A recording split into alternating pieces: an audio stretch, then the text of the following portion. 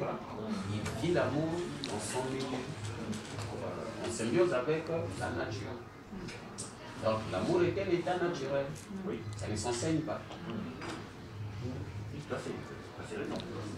C'est vrai que je n'ai pas trop parlé de cet amour-là, l'amour de la création, l'amour de la nature. C'est très important aussi, c'est aussi une forme d'amour extraordinaire, c'est le sentiment de communion avec le grand tout. C'est ça.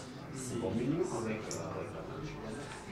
Alors justement, dans ta présentation, pour moi, il y avait trois termes. Il y avait l'amour, le mariage et la sexualité. Mais, voilà, mais tu as beaucoup insisté, si tu veux, sur la dualité mariage, amour, mariage. Oui. Or, pour moi, moi c'est quelque chose, ce qui m'intéresse le plus, c'est la dualité amour-sexualité. Parce que le mariage, c'est vraiment purement culturel, pur produit de la culture, que ce soit un mariage laïque ou religieux d'ailleurs, purement culturel. Alors, évidemment que dans l'amour et dans la sexualité humaine, il y a aussi une dimension culturelle, c'est évident. Mais il n'y a pas que ça. Il y a essentiellement autre chose, comme l'a rappelé d'ailleurs mon naturel. Voilà, il y a quelque chose de naturel ou de biologique. Et ce qui m'intéresse, moi, parce que je voudrais bien être sûr d'avoir bien compris ce que tu viens de dire, mais je pense que c'est pas le problème, c'est que dans la sexualité, justement, dans la dualité amour-sexualité, donc d'un côté, l'Occident sépare le corps de l'âme ou de l'esprit, enfin bon, ça dépend bon. Et au contraire, dans l'Orient, il y a une fusion, enfin une harmonie entre les deux. Et paradoxalement, par rapport au couple amour-sexualité, c'est exactement le contraire. C'est-à-dire que l'Occident recherche une harmonie entre l'amour et la sexualité, alors qu'il n'y croit pas, d'une certaine façon, puisqu'il pense qu'il y a une dualité esprit-corps, mais à la limite, ça a une certaine logique, parce que c'est justement le paradis perdu, c'est-à-dire qu'il n'y a pas d'harmonie, mais il faudrait la rechercher, il faudrait la retrouver, justement. Tandis que l'Orient, et là, c'est là où va arriver ma question, c'est plus paradoxal, puisque lui, il croit à une harmonie entre le corps et l'esprit, et qu'au contraire, il estime qu'il faut dissocier l'amour de la sexualité, ce qui est plutôt, d'une certaine façon, peut-être une dégradation. Enfin, là, je comprends, j'ai du mal à comprendre pourquoi donc l'oriental cherche à séparer... le chinois, en tout cas, pas l'indien. Voilà, d'accord. Alors qu'au départ, il croit à une harmonie entre le corps et l'esprit. Donc, alors, tu l'as un petit peu dit, c'est peut-être à cause du mariage, justement. Oui. Parce que le mariage, c'est voilà, l'institution qui permet de consolider la famille, de faire que les enfants soient bien élevés, etc. Et donc, il y a ce pragmatisme qui fait qu'on peut éventuellement séparer l'amour de la sexualité parce que, parce que peut-être l'homme et la femme qui se sont aimés n'ont plus les mêmes besoins sexuels, peut-être, l'un et l'autre, et donc ne sont plus en harmonie. Enfin, je ne sais pas. Il y a, comme tu dis, un pragmatisme. Alors, ce pragmatisme, peut-être oriental, il s'oppose quand même à cette idée d'une harmonie entre le corps et l'esprit, malgré tout. Donc, bon, ça j'ai du mal, à la limite je comprends mieux, ce qui est un peu normal, hein, le point de vue occidental, qui est le paradis perdu, voilà, comment les choses devraient être, mais en réalité elles sont comme ça, parce que malheureusement, bon. Et le point de vue oriental, que j'ai du mal à comprendre par contre.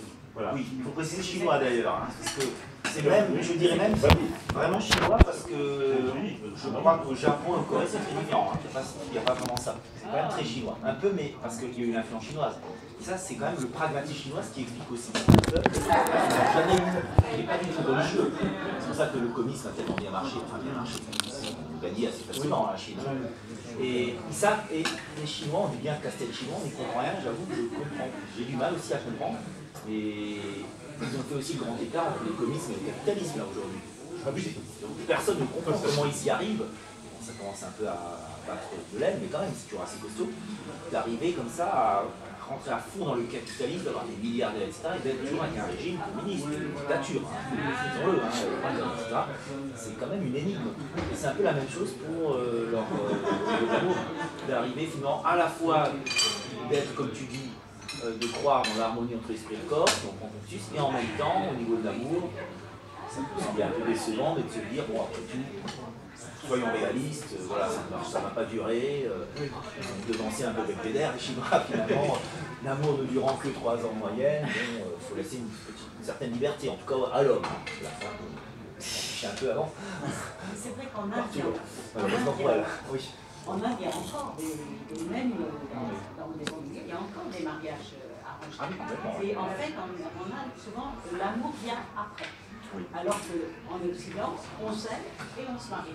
Tandis que là, des fois, on se marie et on aime parce que c'est son mari et voilà, il y a un cheminement qui l'aime.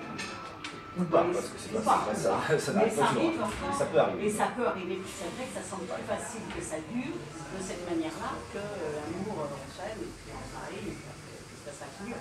Oui. Mais de toute façon, la solidité du mariage reposait quand même sur une justice de base. C'est-à-dire que c'était plus facile que ça marche quand il y avait un des deux sexes qui était considéré comme le sexe fort et l'autre le sexe faible, une loi de soumission. Évidemment, ça rendait les choses plus faciles, au détriment d'une justice élémentaire. Et donc tout est devenu plus compliqué avec l'égalité. D'ailleurs, on avait ça en Europe aussi, en France. Les hommes, surtout du milieu bourgeois, allaient voir des prostituées qui étant mariés. L'amour électif, c'est récent quand même, même en Occident. Même en Occident, c'est oui, le fait de se marier avec la personne qu'on aime, parce qu'on aime. Mais justement, moi je ne crois pas à ça, justement. Je pense que ça a toujours été un mythe occidental, mais oui, bien entendu, l'être humain a été contingenté dans des sociétés quand même assez fortes. Donc on ne voulait quand même pas tout ce qu'on voulait. Mais justement, Héloïse et Abélard, Tristan et Iseult, enfin, l'Orient et l'Occident est traversé par un certain romantisme, quoi, finalement, depuis très très longtemps. Le christianisme va d'ailleurs essayer de favoriser un peu ce romantisme, en instituant le mariage, justement, en voulant institutionnaliser un peu justement la relation homme-femme, en lui mettant une dimension un petit peu. Bon, ben, que ce soit un peu pratique quand même, hein, c'est certain.